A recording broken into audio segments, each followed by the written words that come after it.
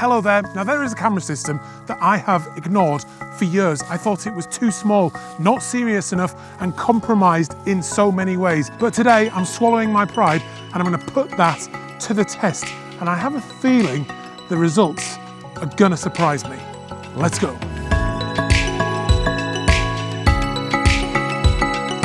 Now this video is sponsored by Park Cameras. They've been my camera store of choice for many, many years now. And they have sent me an Olympus OM-1 to play with. I am exploring Micro Four Thirds for the first time to see whether in 2025 it's a viable option for a landscape photographer like me to replace my big camera. I'm going to talk about the pros and cons. We're going to take a few photographs, a couple of different locations, then we'll go back to the studio, see some of the files in the edit, and finally I want to print them at the end. Because really that's all it matters to me. I'm making prints and I want to know if this thing, the Olympus OM-1, is worthy of that. Right, I want to get set up pretty quickly because there is rain incoming. The OM-1 is extremely well weather sealed, so that shouldn't be too much of a problem for the camera. But in terms of doing a review, I'm not sure it's the best thing.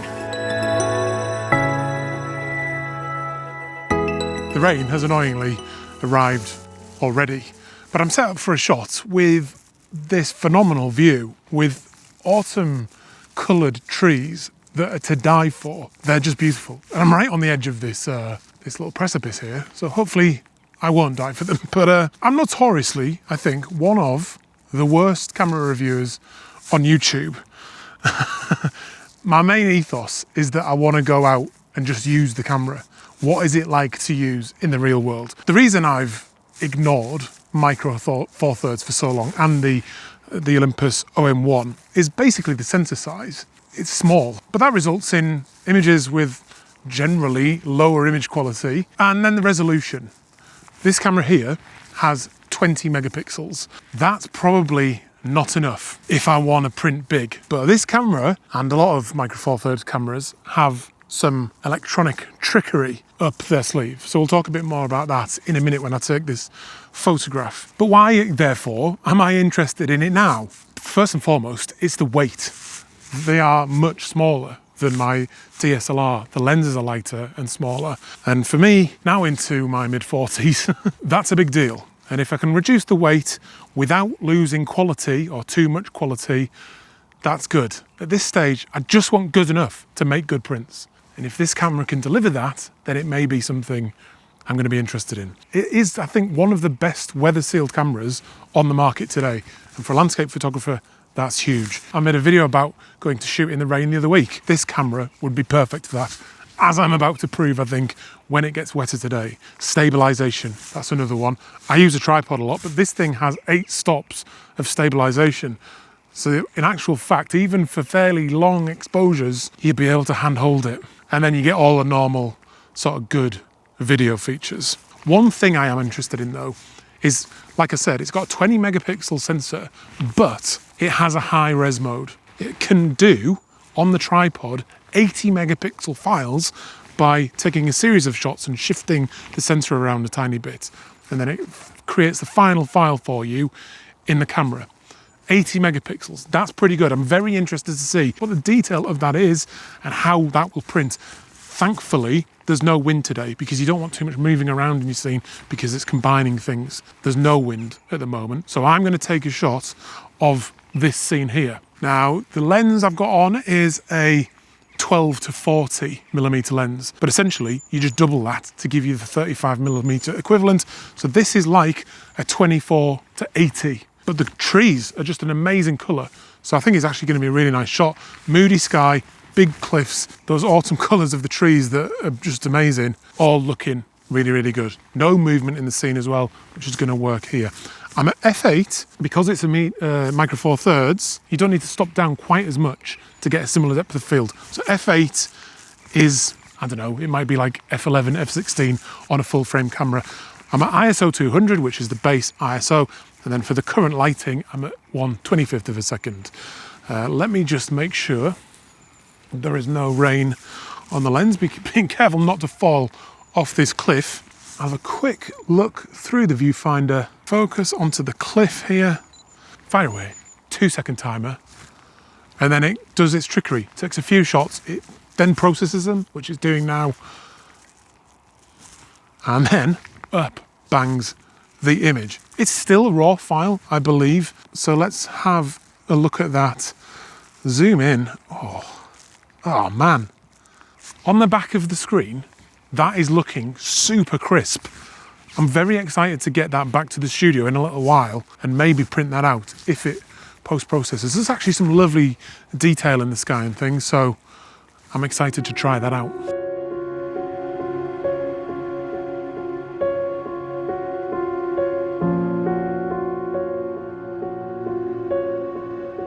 The weather is closing in now. I'm going to try photographing this super autumnal scene with the rain to go with it. I'm going to use all of that 8 stops of stabilisation. I've got the wider lens on this time, the 8-25. Double that is a 16-50mm lens, basically your wide angle lens. So, nicely composed up, the lake and the cliff and the autumnal ferns. I'm doing the handheld high-res mode, so goodness knows what that's going to work out like.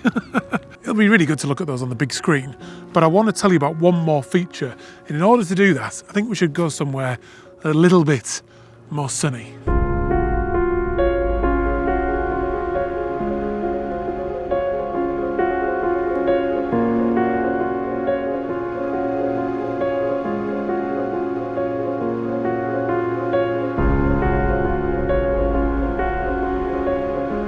So I've made my way over to the coast to test one specific feature of this camera. It's one of the computational kind of trickery things that it does. And I think this scene here in front of me is the perfect place to try that out, because what it has is essentially a long exposure mode. It has a live ND, so I can dial in digitally a 6-stop filter. It's not bringing a physical filter down over the sensor or anything like that. It's doing it digitally by combining several images. I've got into the settings and activated the live ND. That allows me to use like I said, 6 stops of long exposure. Now it is still quite bright at the moment. The sun is back out. So I've had to dial it up to f20 to give me about a 1.6 second exposure. That's perfect because I don't want the clouds to go blurry, but to smooth out some of the water, it's going to be quite interesting. I've then got these little groins in the sea here. There's loads more on this beach, but the tide is quite far out. So these are the only ones that are touching the water at the moment, but that's still going to look really good. So let's come over to the camera, and I've just got a very kind of classic composition with the groins coming from the bottom right hand corner of the frame into the middle, the water coming towards me, nice fluffy clouds in the distance, gentle blue skies. It's actually, I think it's going to be a really nice shot. So I'm focusing in on one of the groins relatively close to me, and then I'm just waiting for a good wave to come. And the best time to capture these sort of images is when you have had a wave come in and then go back out. So that moment is about now. Take the shot, 2-second timer, and then if I hit the play button, zoom in a little bit, because I'm struggling to see. Actually, what I can do is look at the EVF. So let's do that. Wow, that's actually really, really effective. That's brilliant. Imagine having this camera and then not having to carry an ND filter around with me anymore. Because at the moment, I've got pockets full of the things. Because I was going to do a comparison shot with the physical filter. Whew. I'm impressed, I've got to say. It'll be interesting to see it on the big screen though.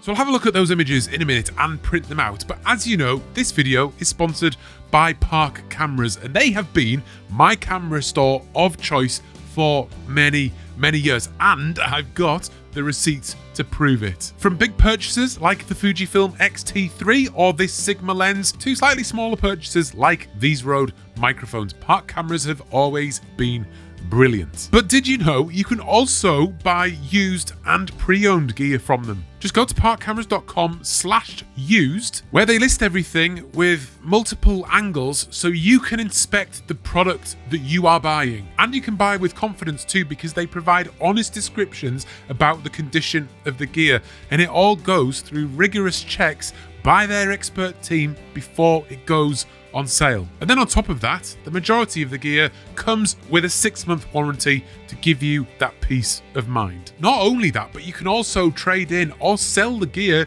you currently have. Just go to parkcameras.com/trade-in and you can get an instant quote with no pressure and no obligation to sell. If you're considering changing your system, their expert team is on hand to help you, whether that's in store or over the phone, creator to creator. If you decide to go ahead, they'll then send a courier out for free to come and collect the item as long as it's valued at over £300.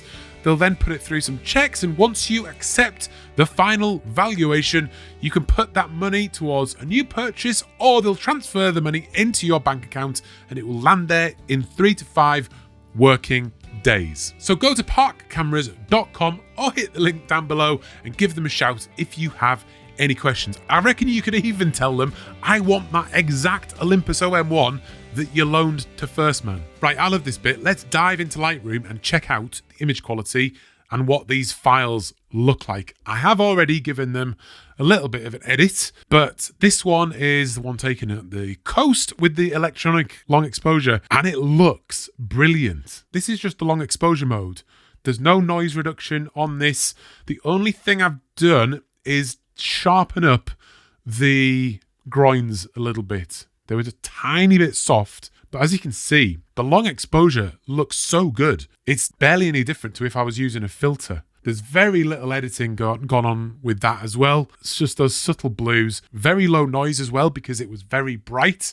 I think that looks great. As a long exposure without filters, that's cool. This is the one with the high res mode. Essentially, this one I think is really rather impressive. Let's zoom in and you can see the detail.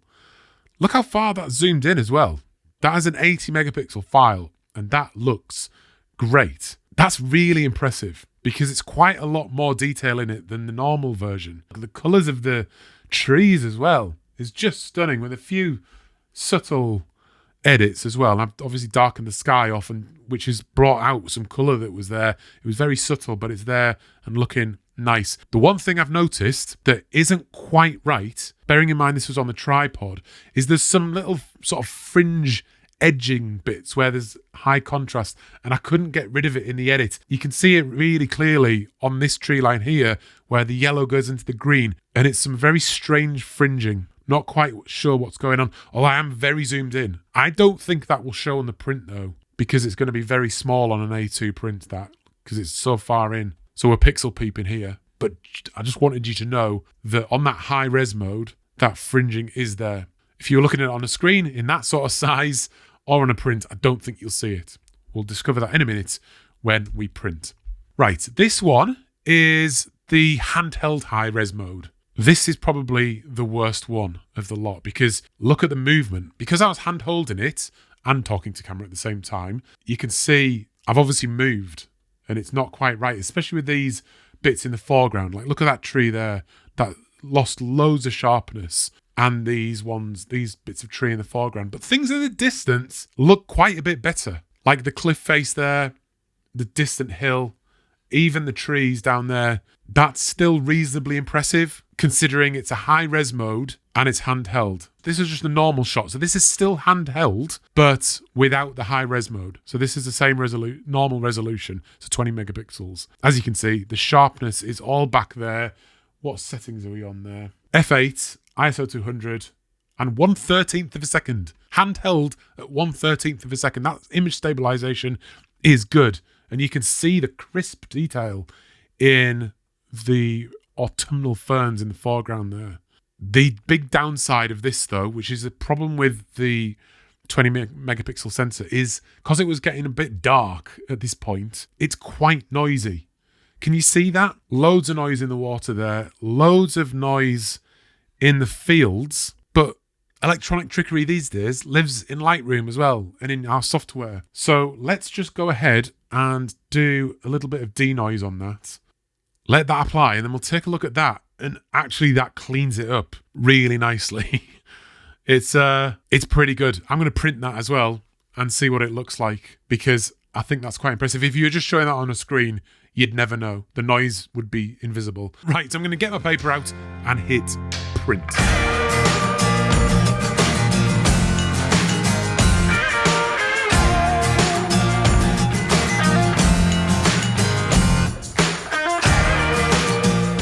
Right, as always, printing is so much fun.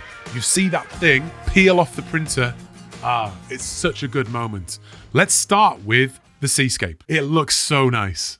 On that A2 paper, this is with the Burita Prestige paper from Canson Infinity. Such high quality paper, and the print looks beautiful. The long exposure looks good. The blues look beautiful. The sky looks good. And the detail is nice. It is nice. That 20 megapixels printed out on A2 is fine. It's more than fine. It's really, really, really nice. So this is the handheld one we did and that we applied the noise reduction to. It's on an Arch 88 paper from Canson Infinity. Beautiful cotton rag paper. It's actually worked really well. You can't see any of the noise at all because I did that noise reduction, and you'd never know.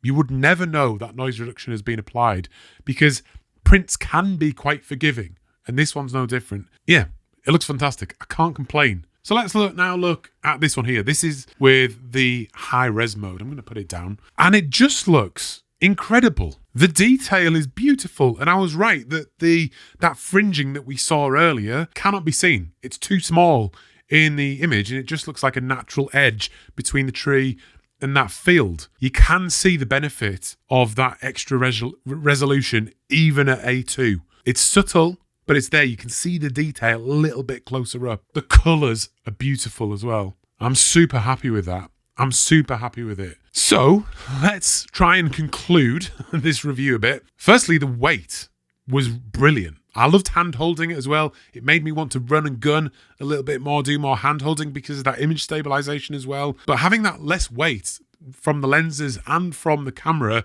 is a really nice feature. It's a big feature, in fact. And then because of the electronic trickery, I don't need to carry filters either. You're simplifying your life because this one little camera does everything. That's appealing. However, that last few percent, those small margins do matter to some people. And that's particularly the case because it's a small sensor. You're getting that bit of extra noise. You're losing that little bit of image quality because you can't overcome the reality of physics. That also results in it being more difficult to get a very shallow depth of field if you're doing portraits. But the truth is, this camera's going to be good enough for 95%, maybe 99% of photographers, and that's particularly true if the place you present your images is on a screen. Even printing at A2, it's very, very good. In fact, these prints are so good that I'm going to sell these two here. Hit the link down below, grab one. They are £75 each. I was very ill between now and when I shot the stuff outside. So yeah, it's been a challenge, but I hope you've enjoyed the video. Subscribe, like, all of that stuff, and I'll see you again very, very soon. Goodbye.